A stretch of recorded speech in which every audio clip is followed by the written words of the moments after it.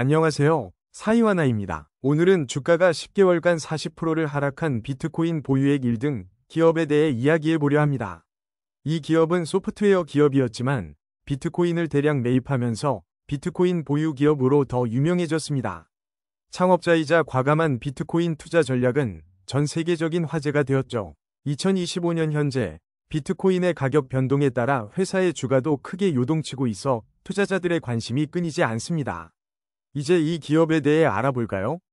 모든 내용은 개인 투자 철학에 대한 정보 공유이며 투자 결정은 개인 성향과 판단 기준에 따라 이루어져야 합니다. 투자에 대한 책임은 본인에게 있습니다. 꼭 본인의 성향과 삶의 계획을 그려두고 부합되게 진행하셔야 합니다. 우선 이전 영상들에 대해서 언급드린 상품에 대한 운영 결과를 볼까요? 네, 테슬라의 약진으로 현재 수익은 6.9%입니다. 포트폴리오에 대한 변화는 없습니다. 지난번 영상 때보다 거의 3% 더 수익입니다. 이래서 투자금의 일부는 기술주를 안 할 수가 없습니다. 여기 한 기업이 회사의 모든 자산을 특정 암호화폐에 집중적으로 투자한다면 시청자분들의 생각은 어떠한가요? 정말 듣기만 해도 아찔합니다. 그런데 실제로 이 전략으로 주가를 거의 2000% 가까이 올린 기업이 있습니다. 바로 마이크로스트래티지입니다. 마이크로스트래티지는 공동 동창업자 마이클 제리 세일러가 주요 인물입니다. 세일러는 1988년 듀폰사에 합류하여 시장 변화를 예측하는 컴퓨터 프로그램 모델을 개발했습니다. 그리고 이듬해인 1989년 퇴사를 하면서 듀폰사에 무려 25만 달러의 창업 자금을 조달받습니다. 그래서 마이크로스트래티지라는 기업이 탄생하게 되었고, 이 회사는 기업용 소프트웨어, 특히 비즈니스 인텔리전스 분야의 선도 기업으로 탄생하게 됩니다. 바로 맥도날드와 무려 1000만 달러치의 프로모션 효율성 분석 및 프로그램 개발 공급을 진행함으로써입니다. 하지만 상장 후 약 2년도 안 되어 회사의 위기가 찾아옵니다. 첫 번째로는 회계 정보의 문제로 인한 재집계 사건입니다. 이 사건을 계기로 투자자들에게 기업에 대한 문제 제기를 할 여지가 생겼었습니다. 두 번째로는 닷컴 버블입니다. 이로써 회사는 투자자들과 법정에 서게 되고 이에 따른 벌금을 맞으면서 회사의 주가는 정말 한없이 떨어지게 되었습니다. 그래도 꾸준히 회사를 발전시켜 2010년도에는 소프트웨어 프로그램 업계에서 약 7천억 원치의 기업 가치를 인정받았습니다. 이때를 세일러는 조던 피터슨 교수와의 인터뷰에서 회상하며 이렇게 말했습니다. 경쟁사 100곳 중 99군데를 이긴 승리자가 바로 우리였다는 것을 알았다고.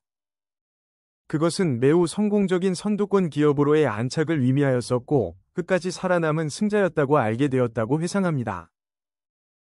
그리고 드디어 남은 마이크로소프트하고 경쟁을 위해서 정말 할 수 있는 것은 다 해봤다고 이야기합니다. 그리고 그것은 마치 다윗과 골리앗의 싸움과 같은 거였다고 말을 하지요. 그렇게 10년이 지나도 회사 규모는 여전히 6,900억 수준으로 성장도 낮아졌었고 공동 창업자로서의 많은 불안과 불만족의 경험이 되었다고 합니다. 하지만 2020년부터 마이클 세일러 회장은 비트코인에 관심을 갖고 원리와 가치 탐구 끝에 비트코인을 디지털 자본으로 선언하고 회사 자금을 총동원하여 비트코인을 빠르게 매집하였습니다. 회사 내부 자금이 다 떨어지자 회사채를 발행한다든지 상환전환 우선주를 발행하면서 온갖 수단으로 자금의 수요를 하면서 비트코인을 구매하였죠. 그림과 같이 X 계정에 밈이 생기고 본인이 계정 이용을 할 정도입니다. 그렇게 회사 자산을 비트코인으로 전환하는 공격적인 투자 전략을 펼치면서 25년 2월에 사명을 스트래티지로 변경하면서 비트코인에 마크를 넣을 정도로 회사로서는 매우 중요한 사업 방향이 바뀌었다고 평가합니다. 자, 여기까지가 스트래티지와 공동 창업자의 이야기였고, 이제 MSTR 투자의 핵심 리스크는 무엇인지 알아볼까요?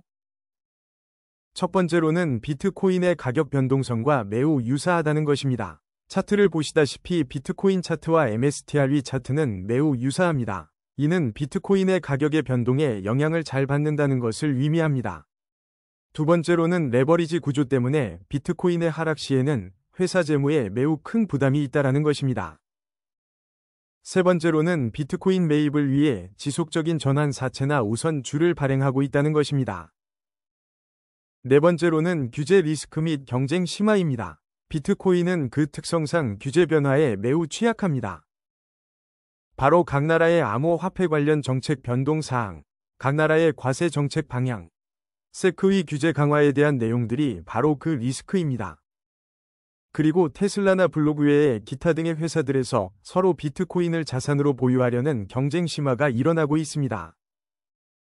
마지막으로 비트코인의 현물 ETF 등장입니다. 2024년 비트코인 현물 ETF가 등장하며 비트코인의 자사 가치가 인정받고 가격이 올랐습니다.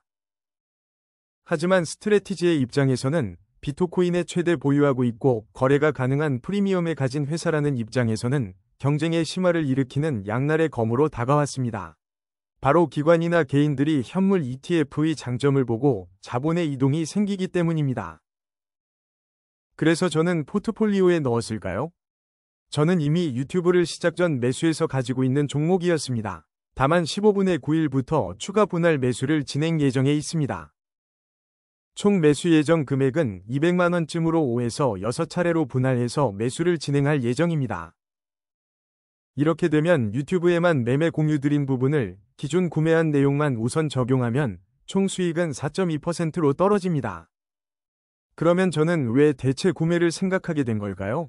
바로 첫 번째 이유는 비트코인과의 탈동조화입니다. 최근 비트코인은 다시 오르나 스트래티지의 주가는 떨어지고 있습니다.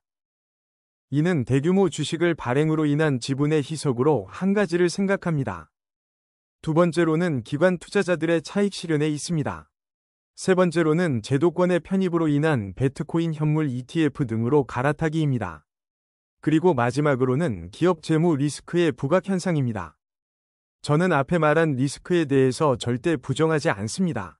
정말 이해되고 발생하는 현상이라고 생각합니다. 다만 동시에 단순하게 회사가 보유한 비트코인의 값이 증대하면 주가도 올라야 한다는 생각을 가지고 있습니다. 스트래티지의 2분기 발표 내용을 과거 발생한 회계 재점검 내용을 봤을 때 CEO 나 회사 방침에 리스크도 존재합니다. 다만 발표 내용이 진실이라면 생각보다 부채는 개인적으로 많다고 생각하지 않습니다. 비트코인이 자산 값어치로 인정받았다는 점에서요. 따라서 저는 이번 분할 매수만큼만 진행할 예정입니다. 그리고 마지막으로 이번에 S&P P500 지수 편입에 탈락하게 되면서 더욱 주가가 떨어졌다고 생각합니다. 저는 이 부분은 일시적이고 앞으로 기회는 얼마나 있다고 생각합니다. 그리고 이번에 드디어 구독자분이 2분으로 늘었습니다. 또한 좋아요와 싫어요 표기도 각 1분씩 해주었습니다. 그 모든 분들에게 정말 감사합니다. 오늘도 좋아요와 구독 부탁드립니다. 그리고 궁금한 점에 댓글도 사랑입니다. 앞으로도 시청자분들에게 행복한 투자와 건강하신 삶이 있기를 바랍니다. 시청해주셔서 감사합니다.